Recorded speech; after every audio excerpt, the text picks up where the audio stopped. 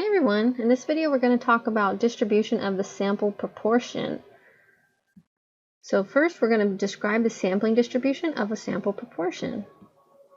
So suppose that a random sample of size n is obtained from a population in which each individual either does or does not have a certain characteristic. The sample proportion, denoted p hat, so when we see this notation we can read it as p hat, is given by p hat equal to x over n. So x is the number of individuals in the sample with that specified characteristic, and then n is of course our sample size. And so the sample proportion p hat is a statistic that estimates the population proportion p. So p is our population proportion, but if we're talking about our sample, we're going to say p hat. So here's our first example. The Harris poll conducted a survey of 1,200 adult Americans who vacationed during the summer and asked whether the individuals planned to work well on summer vacation. Of those surveyed, 552 indicated that they did plan to work well on vacation. So find the sample proportion of individuals surveyed who planned to work on summer vacation. So x in our case is 552, our sample size n is 1,200. And so our formula for p hat, we just plug in our values. So we say 552 divided by 1200 equals 0.46. So this poll estimates that 46% of adults who vacation during the summer still plan to work on vacation. Here's another one. Based on a study conducted by the Gallup organization, 70% of Americans believe that the state of moral values in the U.S. is getting worse. Describe the sampling distribution of the sample proportion for sample sizes 10, 25, and 60. So what we're going to do is we're going to use simulation and go over to StatCrunch to create these samples. We've done this before, but let me just show you how that works again. Alright, so I'm in StatCrunch, and what I'm going to do to simulate my data, I'm going to go Data, Simulate, and in the past we've done normal for normal distribution, but this time we're going to do what's called Bernoulli. So the first one here is Bernoulli. And this is going to be because we have only, there could be probability of success or failure for this example. I'll explain that more in just a second. But we're going to do 2,000 samples, so 2,000 rows. Our first sample size we're told to do is size 10. So I'm going to say 10 columns. Now our statistic we were given was 76% of the Americans surveyed believed that the moral values were going down. And so that we type in for p, 0.76, and that's the probability of success. Probability of failure would just be if they don't believe that. And remember, success and failure is just the name of the two outcomes. And I'm going to say compute. And so notice what we have here. If I scrolled, we have 2,000 rows here. And each one of our cells has either a 1 or 0. 1 represents success, so the characteristic is true. And then 0 represents failure, the characteristic is not true. In our case, it's just whether the person believes that the moral values have gone down. Right, next, what we actually want is we want that average or the mean of each of our samples. So we're going to compute that. I'm going to go to Stats, and let's do Summary Stats. And all of our samples are in a row, so we're going to do rows. Now I want all my columns. So there's only 10, so I could just kind of drag like this. Or you can say, I believe, Control A, and it'll get them all. And so I only want the mean, and I'm going to go ahead and store this in my same table and hit compute. Okay, and so this is actually our p hat value.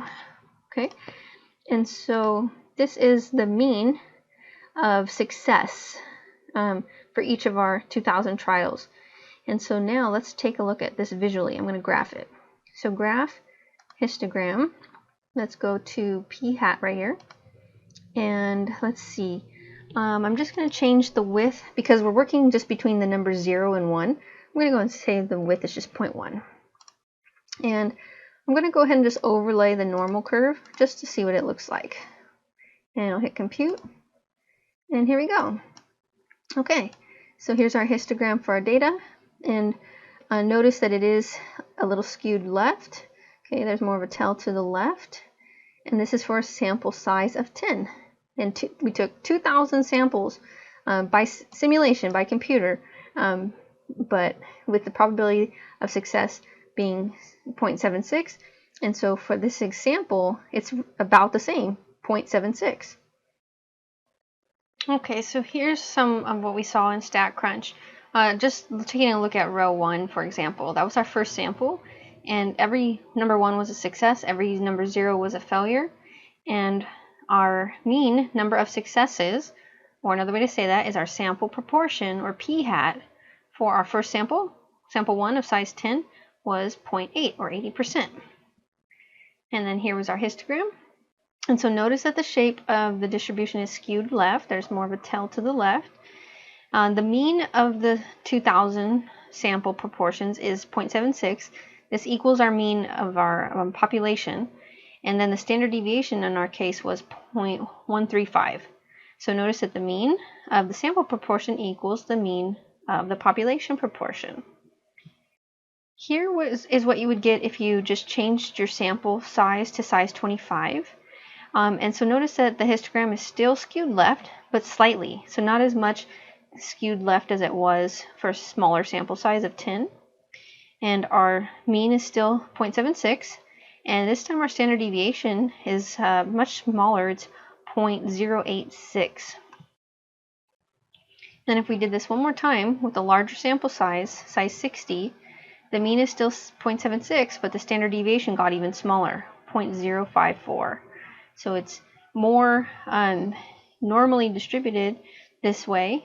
Okay, notice it doesn't look so skewed like it did, and the standard deviation did decrease. And so notice the following points regarding the sampling distribution of our sample proportion. For the shape, as the size of the sample increases, so when we went from 10 to 25 to 60, the shape of the distribution of the sample proportion becomes approximately normal. And then the center, the mean of the distribution of the sample proportion equals the population proportion. And then for the spread, the standard deviation of the distribution of the sample proportion decreases as the sample size increases. So we've actually talked about this previously. We've seen these same things before. And so for sampling distribution of p hat, for a simple random sample of size n with a population proportion p, the shape of the sampling distribution of p hat, so remember that's for our sample, p is for the population, it's approximately normal, provided that the following is true. When you compute the sample size times p, your probability p, or population proportion, times its complement, 1 minus p, as long as that number is 10 or more, then this is going to be true. This will be approximately normal. The mean of the sampling distribution of p hat is equal to the proportion, population proportion. So the mean sub p hat is the mean of our sampling distribution, and it equals our population proportion. And then our standard deviation of our sampling distribution, it's denoted sigma sub p hat, and it can be found using this formula, square root p minus its complement, or times its complement, divided by the sample size. And then all that has to be done first, and then square root that answer. So let's take a look at this one here. So same example with the moral values. The proportion of Americans who believed that the moral values was getting worse was 76%. Suppose we obtained a simple random sample of size 60 and determine which believe that the state of the moral values in the United States is getting worse, and then describe the sampling distribution of the sample proportion for Americans with this belief. So the United States has over 300 million people. So a sample of size 60 is less than 5% of the population. Remember, we've talked about this. This is just to let us know that our values of our sample are independent if it's less than 5% of the population. And then also, if we just plug in some numbers, we plug in 60 for n, our 0.76 for p, and then its complement, so 1 minus 0.76. As long as this number is 10 or greater, then this is going to be approximately normally distributed. So our distribution of p hat is approximately normal. The mean is 0.76, same as our population proportion. And so we just have to compute our standard deviation. So sigma sub p hat just plug in our numbers right into our formula. And then when we plug that in, take the square root, we end up with 0.055. So next, let's compute probabilities of a sample proportion. So according to the National Center for Health Statistics, 15% of all Americans have trouble hearing. So part A, in a random sample of 120 Americans, what's the probability that at most 12% have hearing trouble? So the data obtained was by a random sample, and we have our same thing where if our sample size is 120, it's less than 5%. And then we're told that the probability of success in this case is 0.15, 15%. And so if we plug that into our formula, or n times p minus or times its complement, this is much greater than 10. So we can say that this is approximately normally distributed. So then the mean of our sample proportion, remember it equals the mean of our population, or our population proportion. So that's still going to be 0.15. And then plugging the numbers into our formula for our standard deviation, we get the following.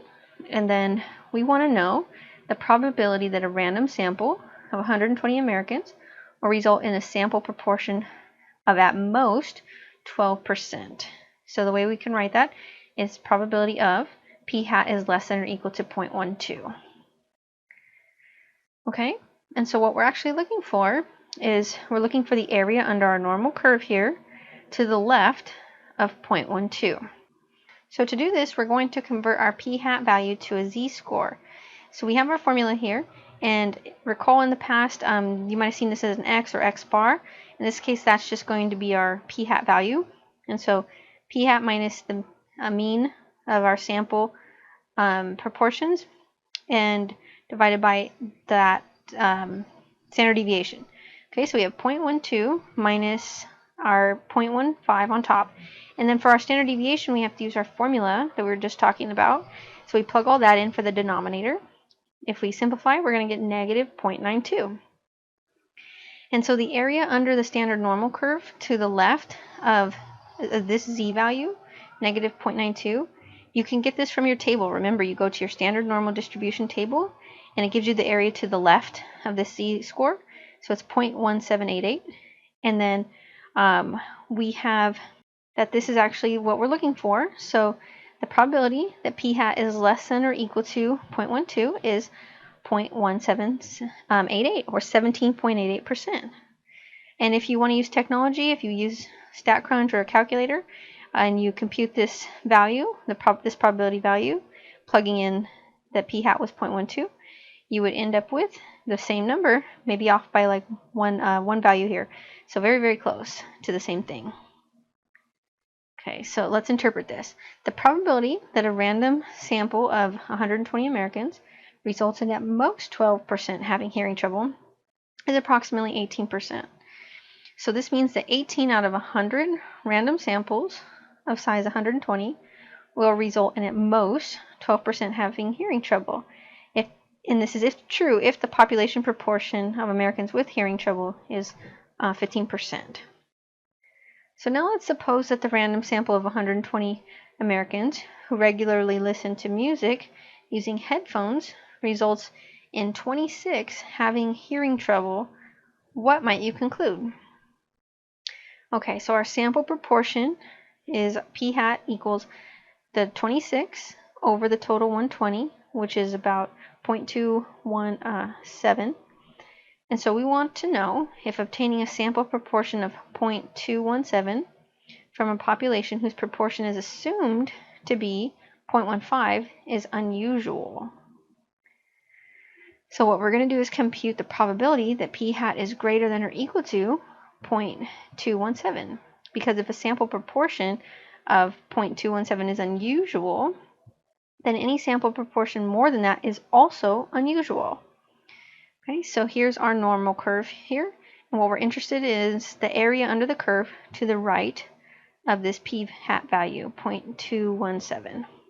So convert this to a z-score, plugging in that p hat value, our mean, and our standard deviation, and we get 2.06. Okay, so the area under our standard normal curve to the right of this corresponding z-score is 0.0197. Remember, you can get this from your standard normal distribution table.